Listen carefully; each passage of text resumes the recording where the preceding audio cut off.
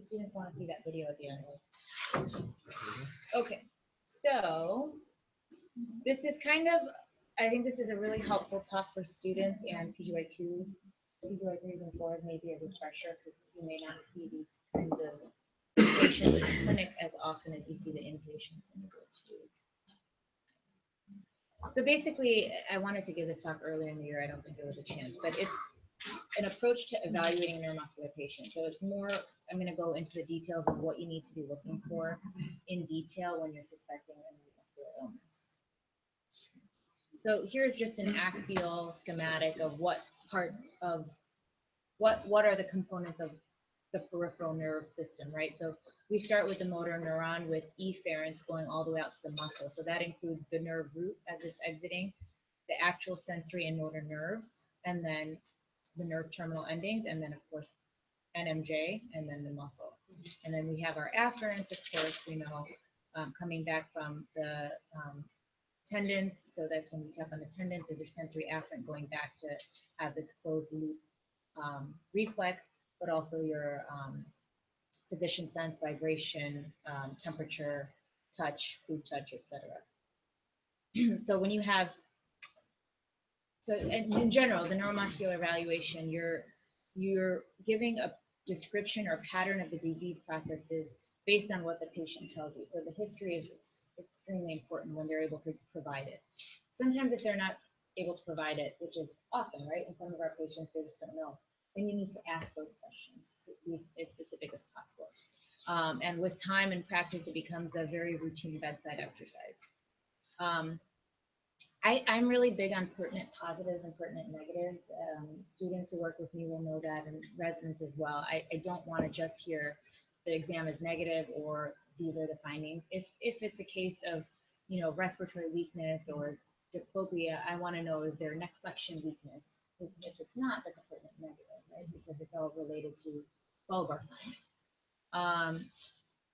So, and then a summary of the patient's findings would include components of functional parameters, so what they can and can't do on a daily basis, anatomical patterns, where are they affected, arms, legs, proximal, distal, central, facial, etc. And then the temporal, when did it start, what's the course been? It's been slowly progressive, or did it start 1 week ago and has been rapidly progressive? So in terms of functional components, it's really helpful when there is selective involvement of either the motor, the sensory, or the autonomic system. So, you know, for motor, they'll tell you about weakness. You'll notice if there's any atrophy or asymmetry in the muscle bulk, if there's any positive phenomenon like abnormal movements. With sensory, you'll be able to discern between large and small fiber components, how symptomatic they are, whether it's painful or if it's more numb, that's more of a negative. And then whether there's autonomic dysfunction. And then with anatomical patterns, we're gonna, again, like I said, arms versus legs versus cranial nerves versus a combination of all of these things. So in neuromuscular junctions disorders, this is not a rule, but it's a pattern. There's usually leg involvement early on, or you can see cranial nerve involvement only early on. In whether you have proximal versus distal involvement, as you guys know, probably students and residents at this point, most myopathies are proximal more than distal. There are exceptions to that. In an axonal neuropathy, usually there's a distal to proximal gradient, so sensory loss and weakness usually happen in the dorsum of the feet, intrinsic muscles of the feet, and then travel upward. And then neuromuscular junction disorders can be more patchy or diffuse. And then you want to comment on symmetry. For example, with polyneuropathy, usually there's a symmetric onset versus mononeuropathy multiplex, which is usually focal. And then you want to ask about the time course. So did it happen within days to weeks, months to years? Does it come and go? Is it episodic? And then I really like to, for neuromuscular cases, I really like to dig into the hereditary history, you know, family history. And even more specific, if you're thinking about X-linked disorders, you want to ask about maternal uncles. You know, sometimes patients will say, oh, my mom and dad are healthy, but my mom's brother's in a wheelchair. And then they come to you with weakness, and you want to make sense of that. Whether or not there's fatigue, if symptoms fluctuate throughout the day, and then if the onset was more in childhood or late adulthood or in the elderly population. So here's just another anatomical schematic to show you where the different lesions can be. So the anatomical locus of the disease in the sensory system or motor unit may be inferred from the clinical exam, and it starts from the cell body of the anterior horn cell, going out into the axon, the dorsal ganglion, to the peripheral nerve where there's myelin sheaths, into the neuromuscular junction and muscle. In terms of further diagnoses, so we spend most of our time making a differential at the bedside, right? But then we have to turn to certain tools to see how we can confirm or refute our hypotheses. And so oftentimes in the neuromuscular world, we're going first to electrodiagnostic testing, which is generally safe, non-invasive. It is a little bit painful, but it can give a lot of information if you're targeted on what you're looking for. And then if we truly see, nerve or muscle pathology based on the exam and the EMG, then we may have to go to muscle or nerve biopsy. As time has gone by and we've discovered a lot with serology and genetic testing, we've had to do less and less. Probably you guys have never, how often have a patient in the hospital gone for a nerve biopsy? Very rarely. Yeah. The main indication for nerve biopsy would be what condition? Acute. So like a cerebral nerve biopsy. Not really, because we can diagnose that very well clinically, and then within weeks we can get an EMG and we treat before a biopsy would come back anyway. So rarely. Is that a statin related? So that's for muscle biopsy. Muscle biopsy we do a little bit more frequently, but a nerve biopsy, Charcot-Marie tooth is more of a chronic condition because it's hereditary. So usually we're not, and that can be very well diagnosed on EMG because there's a classic slowing of the nerves because of the lack of myelin. So we generally, and they have these certain clinical features, right? The upside down champagne bottle shape of their legs because of distal weakness, flail hands, absent reflexes, and the family history is almost always there because it's autosomal dominant. Any other? So the nerve biopsy. How would you ever do a nerve biopsy? So for peripheral neuropathy? Not really, right? We have tons of patients with peripheral neuropathy. Yeah, so the main acute indication for a nerve biopsy is peripheral vasculitic neuropathy. So if someone comes in with acute pain and sensory loss, your EMG sometimes won't show it; it's too early, and the ESR is like 180, and you see absent reflexes, and a nerve biopsy might happen because getting the biopsy quickly can help you treat quickly with steroids and immunosuppression. So that's usually the only concern. I know it's not that common. What is the pattern that they present? So usually it's painful, numbness, weakness, and usually it's asymmetric. So one limb, maybe a left leg or right arm. Usually they present with what's the autoimmune presentation in neuropathy typically, with like rheumatoid arthritis or Loss of hair. No, what's the neuropathy that they present with? What type of? Correct, mononeuritis multiplex. Yeah, so sometimes they might come in with both legs very painful, and you check the ESR and it's really high, and you say, "Wow, this isn't the typical presentation." You might ask them, and they say, "Well, my left leg started a month ago, and now my right leg isn't well." I'm going to touch on that, but you want to have these thoughts in your mind when they come in, and you're thinking of peripheral nerve emergencies, or vasculitis with the mononeuropathy multiplex is one indication for nerve biopsy. And you would see basically a very inflammatory pattern around the blood vessels on biopsy for that. Okay, and this is a general talk, so I'm not going into all the detail, but in the future we could talk about vasculitic neuropathies. So when a pattern of disease and its tissue localization is identified, other lab testing might be complementary here. And so muscle biopsy, in the case where we're seeing more of a motor weakness without nerve involvement. And there's various stains and testing that can be done on a muscle biopsy that can't be done on the blood. So we can stain for certain muscle membrane proteins to look for deficiencies. For the most common example is dystrophin for muscular dystrophy. Now we have great genetic testing for that. So rarely do kids get biopsy, but when it's more of an adult onset presentation and we're suspecting hereditary, muscle biopsy is usually the first choice, which will then guide our genetic testing. And that's where histochemistry and immunohistochemistry become helpful. Also, certain inflammatory proteins with histochemistry are helpful for differentiating between like a polymyositis or dermatomyositis, various inflammatory myopathies. And then ultrastructure is more like electron microscopy, where we're looking at very anatomic, a lot of detail of the organelles, specifically the mitochondria. So certain mitochondrial myopathies, and even, for example, inclusion body myositis has specific changes in mitochondria that, so you might not see, what's the classic pathology for inclusion body myositis?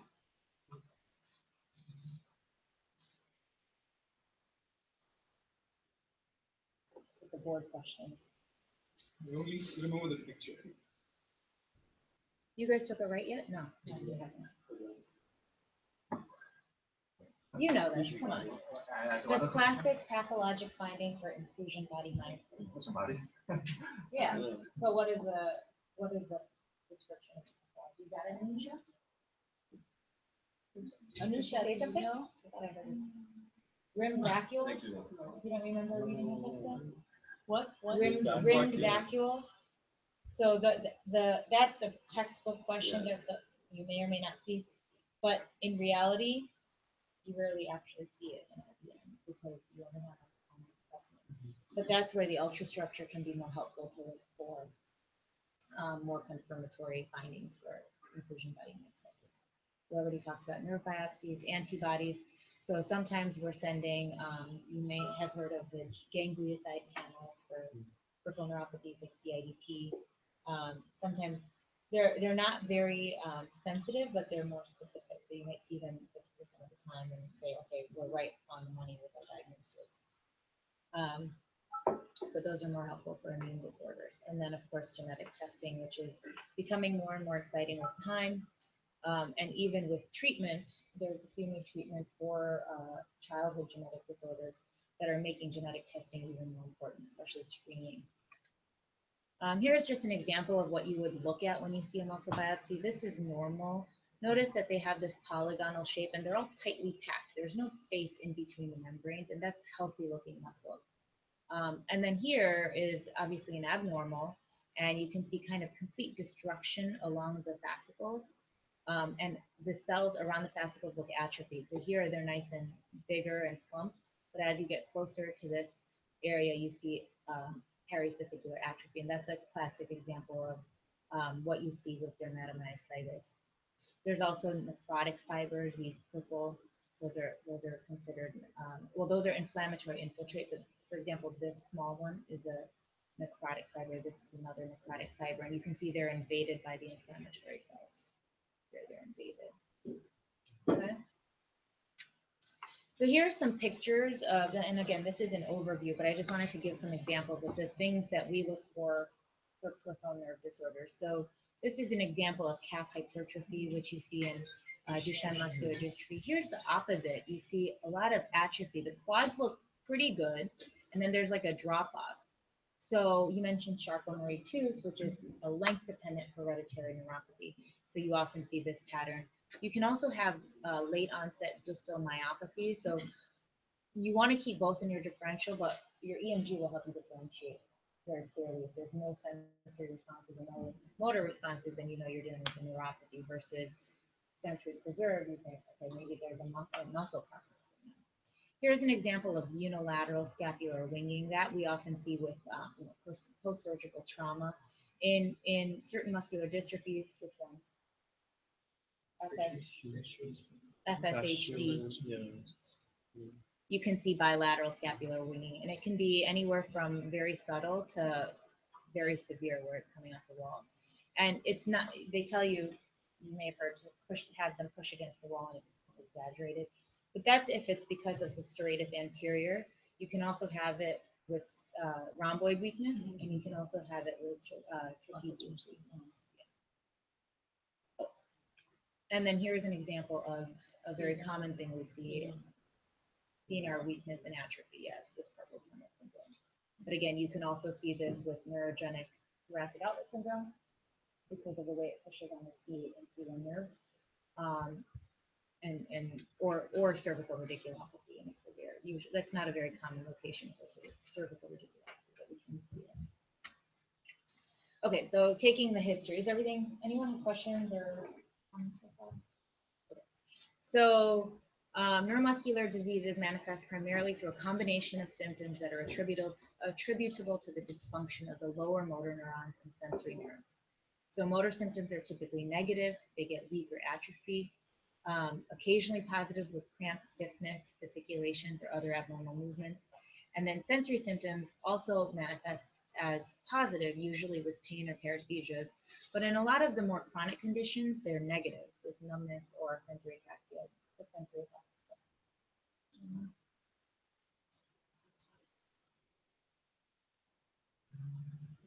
This loss of, Yeah, so who do you describe? So how would you describe someone who has sensory ataxia? one. Yeah, so Romberg, sometimes a broad base They drop from the stomach. They have like 9 point. Yeah, sometimes they can hit their face, they hit the wrong place, but it's very distinct from a cerebellar dysmetria, which is they can get there, but they're very ataxic along the way. And with their gait also, it's more pronounced with eyes closed because they don't have a sense of where their feet are or their arms are in space, rather than a cerebellar ataxia. So make sure you're able to, just by examining them, distinguish between a sensory ataxia versus something that involves more of the motor system. So here's kind of what we touched on earlier. Make sure that you go back in that history to find out how the onset was, because the initial symptoms might define the condition better than the current symptoms. So the example would be vasculitic neuropathy, or also this condition called multifocal motor neuropathy, which is usually a focal onset, but then as the disease is progressing, you might have more confluent symptoms. Sorry, this is tiny. So patients with true motor weakness are more commonly speak in terms of, what happens as a result of their weakness. So things you want to ask about are difficulty getting in and out of the car, climbing stairs. Sometimes you'll notice they have a waddling gait because of compensatory mechanisms. Usually it's with hip adductor weakness. Same concept with exaggerated lumbar lordosis. And I'm just going to demonstrate. Do you know what that looks like? It's a very distinct presentation. Yeah, the belly is protruded to help patients feel a better center of gravity. So they kind of walk like this, because if they walk like this, they'll fall over because of the leg weakness. So that they kind of swing their hips forward to compensate.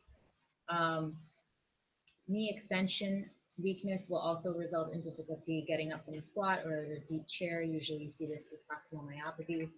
And then sometimes with distal weakness, you'll have difficulty with heel and toe walking. So these are all things you can elicit very quickly by walking the patient, or having them, climb up on the bench and see if they can sit on the examination bench. It sounds exhaustive, but the minute you suspect something peripheral, you want to dive into these details. Obviously, for migraine, you might not spend as much time, but if you're suspecting it, that's when you want to look. For upper extremity weakness, especially in the shoulder girdle, you can have difficulty with, washing hair, placing arms in the sleeves. One thing I like to do when I see patients who say, I'm feeling weak, I like to ask them to show me how they take off their shirt. And I tell you, I have patients when I do manual motor testing, okay, it seems fine. Maybe they're stronger than me at baseline. But then they take off their shirt by bending their head over and then slowly pulling their shirt off, rather than doing the lifting motion. So that's really telling. And they think that's normal. They've been doing that they've made that compensation for a long time, but obviously that's very abnormal. Sometimes weakness of elbow flexion and extension may not be noticeable, especially if it's painless. People don't really, people might not do heavy lifting on a daily basis. So you want to pay extra attention to that. You might want to have them show you how they pull and push a door closed. And then wrist and digit weakness may interfere with grip dexterity, opening bottles or cans, turning the key, buttoning. So I also should have, especially in patients who I suspect have ALS, I'll ask them to show me how to button the shirt. And they might say, oh, well, my wife's been doing that for months. And never got to tell me that. So that's so also neuromuscular disorders can affect the cranial nerves. So it's important to test extraocular muscle movements. as you go through your differential, just because you can start to sift through what diagnosis you might be dealing with. For example, motor neuron disease, CIDP, they don't really affect the facial movements, whereas Guillain-Barré can very often cause facial or bulbar weakness. Myasthenia gravis, of course, can be associated with extraocular weakness. Yeah, and then I kind of mentioned the last point. And then the other condition that you think about with ptosis and extraocular muscle movements, of course, the top one is myasthenia, right? But the other more chronic condition is CPEO. Anyone know what that is? Chronic progressive external ophthalmoplegia. I like to fill in those questions. Correct. It's a mitochondrial disorder. So usually the whole family, especially if there's lots of children, will have, and it doesn't really interfere. People compensate because this is something that they have from so young, that they compensate by turning their head more frequently or lifting their head up because of the ptosis. And it's usually fixed, unlike the neuromuscular junction disorders, which are fluctuating.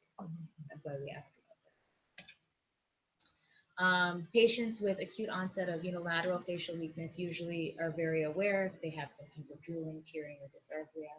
But more chronic symmetric facial weakness may not be as obvious.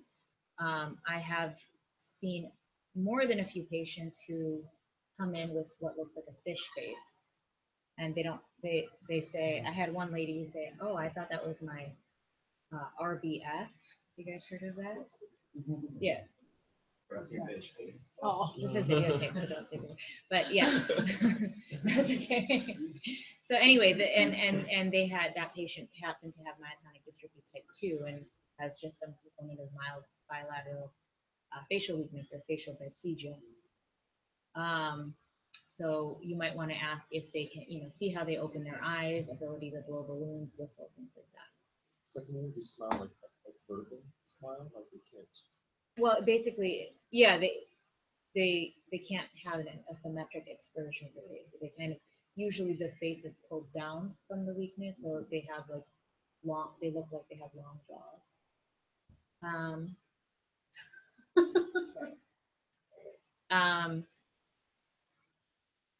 And then just to mention another entity, Kennedy's disease can often, do you guys know about Kennedy's disease? This is an androgen receptor disorder, X-linked.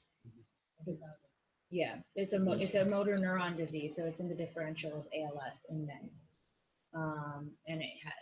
Unless you go back and get the history that it's been going on since they were like 20 or 30 and more progressive, you won't, it's hard to tell.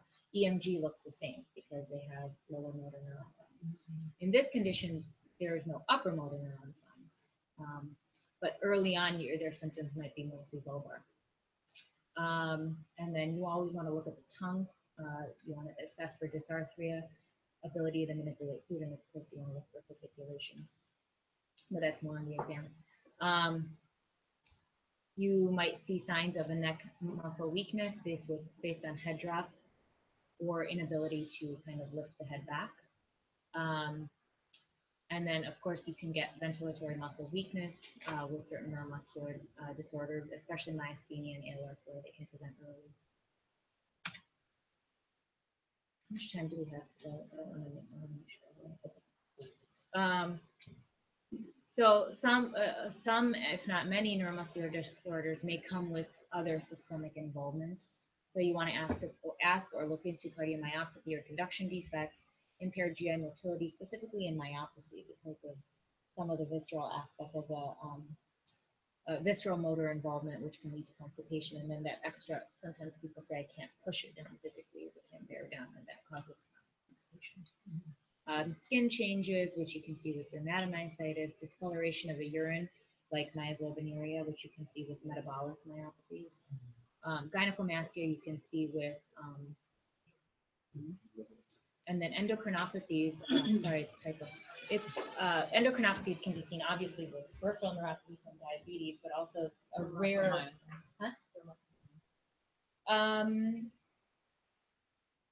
which endocrinopathy is this? I don't usually have diabetes. Well, No, I could have been wrong. no, that's not necessarily true.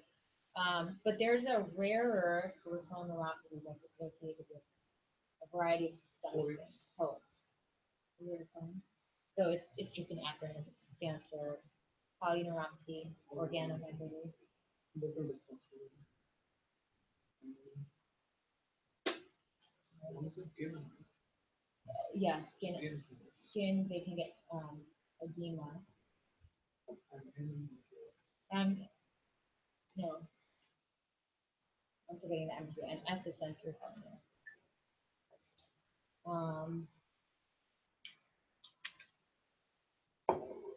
So you always want to take into consideration if there are any signs of motor neuron involvement, usually noted earlier in the illness, especially in neuron disease.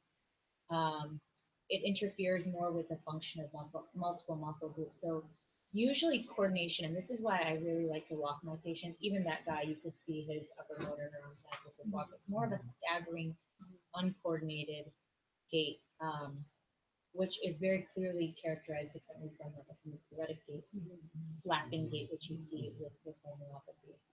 It's more of that stiff, almost like what you see in cerebral palsy. Dragging speech patterns can be halting, effortful, or strangled, and cerebral palsy. What should I say from this pattern? So the pattern of sensory complaints. So you want to be specific about what they're feeling. So is it pins and needles, numbness, hot, cold temperature? They can be described in a variety of ways: burning, shooting, electric sensations, prickly, etc. It tends to be more painful with the smaller unmyelinated fibers, and usually we see that with early diabetes, and that's like one of the most common causes of painful neuropathy. Patients can end up having impaired balance, sensory ataxia, trouble walking to the bathroom at night, and then, of course, autonomic neuropathy comes with a variety of symptoms that may include palpitations, orthostatic intolerance, constipation, diarrhea, and the list goes on, erectile dysfunction, etc. So you want to keep these in mind when you see, if they tell you I'm passing out, a lot of times the referring doctor will send the patient for passing out and they've done a full cardiac workup and they're trying to figure out if it has a neurogenic etiology, and you want to ask about these questions. Okay, so moving on to the exam, we've touched on a lot of this already, so we'll go. The goal is to determine the presence of motor and or sensory impairment. Within the motor system, you want to identify whether it's upper motor neuron, lower motor neuron, or both. The sensory, you want to distinguish between small and large fiber. So make sure you undress the patient and put them in a gown, especially when you're suspecting or see signs of weakness. Go that step further, because things you could miss include, asymmetric atrophy patterns, fasciculations, myokymia, pes cavus, which is it's a high arch feet, which you can see with advanced neuropathy, Charcot-Marie tooth, distal neuropathies, kyphoscoliosis or hyperlordosis, scapular winging, rash. Make sure you look at the tongue. I already mentioned that. Muscle weakness is very hard to not only assess but also convey. You guys probably have trouble explaining that to your attendings, right? You say, "Oh, it's 4 out of 5," and then the doctor goes, "Well, this is 3 out of 5," and it becomes somewhat subjective. So there are devices that you can manually have them squeeze and get an objective measurement. We just don't have those resources. So you want to do your best with this 0 to 5 scale, knowing that it's not perfect. And remember that you might get really good strength until they've lost almost 80% of their motor unit. So just because, you have to put their strength exam into the context of what their complaint is. So if they're a bodybuilder and they say, "Wow, I'm having trouble getting off the toilet seat," and then you examine them and they have 5 out of 5 quads, you might have to kind of look further, because that might not be the whole story. It might be more abnormal than their baseline. And that's where your ancillary testing will become helpful. This is just an example of, I don't know why I put scapular winging. This is a case of FSHD showing the weakness of the shoulder girdle muscles. There's typically a deltoid sparing. Do you see that? There's atrophy here, and then the deltoid is spared. And then also the axillary folds move downward. That's another classic feature. What else can I show you there? There's not that much facial weakness, but I think just assessing the cranial nerve function, so ptosis, you would see alteration of lid position, Pupils usually are only affected in certain disorders. For example, in myasthenia, they're normal. In sensory ganglionopathy, which you can see with Sjogren's disease, where it's just the sensory nerve, the ciliary ganglion can be affected, and you get what's called an Addy's tonic pupil. So the pupils might not be reactive. Ophthalmoparesis usually is sparing the pupils with myasthenia, diabetic third, myopathy. It often does not spare in Guillain-Barré and botulism. You want to look at facial strength, tongue strength, SCM, neck flexion extension, and then a quick crude way of looking at their breathing is to have them cough or take a deep breath and then count to 20 and see if they can get there. And that kind of can give you a rough estimate of vital capacity. Am I losing you guys? So sensory exam, you guys know a lot of this. So you want to, I mean, you know a lot of it, but I know you run out of time to do a lot of it. That's the problem, right? You don't have time to march up and see if there's a symmetric loss of sensation or Would pin be much better than the break of the cotton swab? yes. It will be much better. But sometimes when I Probably use, safer. I feel the ping, I often feel like I might be You too have hard to tap to. on it lightly. You don't have to jab it. It doesn't need to Okay. poke through the skin. You just have to kind of tap. And you start where it feels normal. So does this feel sharp? And then you start to compare it with what it does. They do have pins in the clinic, so you can tell them to replenish the office with it. And then you just go on in the sharp spot. So you want to identify the pattern. Is it length dependent? Is it asymmetric? Is it proximal, distal, etc.? You want to have them see if they can do it with their eyes closed, because that's looking at more dorsal column dysfunction or proprioceptive deficits. You want to assess for Romberg, finger to nose, and for more central problems, diagnosis. This is, we're getting this. So this is just a quick, you guys probably will see more of this at St. Christopher's. But when you are examining children, you want to look for, if you're thinking about neuromuscular disorders, you want to look for low floppy tone, head lag, which is really helpful, especially after the 6-month mark. Whether they have a weak or strong cry, if they have any associated tremor. Spinal muscular atrophy patients often have an associated tremor. You can see babies being floppy with congenital myotonic dystrophy, or transiently with babies born to mothers with that. And that's kind of all I have as an overview of how to approach these patients. And then I have a couple videos if you guys want to see. But any questions before then about your exams? What is the stereo? Stereognosis? Yeah. So that's what, for example, when you have parietal lesions, that's still more of a central problem. And I put that in there because if you're trying to differentiate central versus peripheral. So does anyone want to tell us? Is that the one that you can't tell if you hold something? You can't like distinguish the shape of it? It's it's identifying Identifying objects. objects. So you can put a key in their hand or pen or their word. iPhone or something like that, and have a few objects. They can close their eyes. It is the contralateral. It's a central phenomenon. Usually parietal. It's a supplementary sensory cortex. Also, I think I saw a test where you like have them the eyes closed and like write a BG. Yeah, so that's agraphesthesia. Yeah, so that's when they can't tell what letter you're doing. But that's the difference. They're different. This is for objects, so 3D. Okay. So here is just some. I'll start with this bottom one. This is. Do you guys know what the Gower sign is? Yes. Typically, but you can see it with any proximal myopathy. It's. I see it in adults.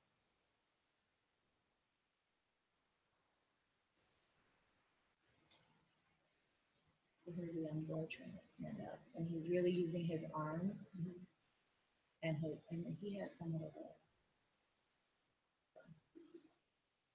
He's like, get away from me very quickly.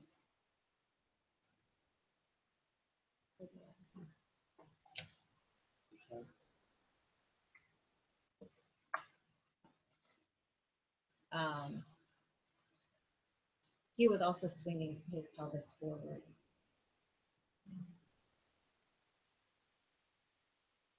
So that's hyperlordosis. Do you see how he's protruding his belly? And he also has a steppage gait. He's kind of walking on his toes. And he's also swinging his hips a little bit. So that could be some component of waddle. So what is causing? So all of these, weakness of his? usually it's a myopathy. It's a childhood muscular dystrophy. And then here's an example of steppage gait, which I see more in neuropathy because of distal motor and sensory weakness. So he's having a hard time clearing his foot. So he lifts the whole foot up and then it kind of slaps on the foot, especially on the right. Do you see that?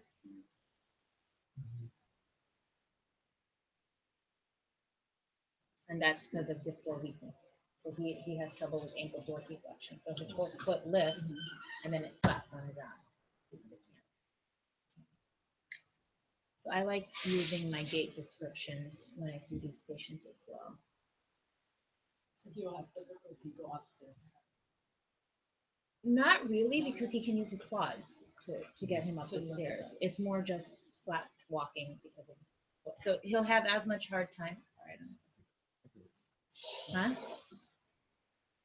So he'll have as much of a hard time climbing stairs as normal walking because it's more of this.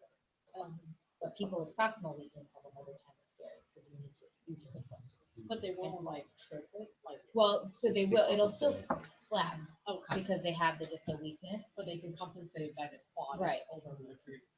which people with myopathy cannot. You see what I mean?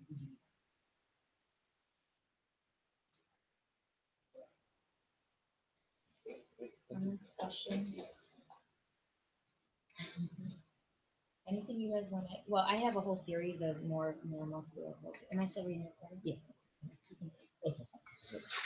Is there any specific tests you will do, like only for neuromuscular patient, but not for your regular? And the exam?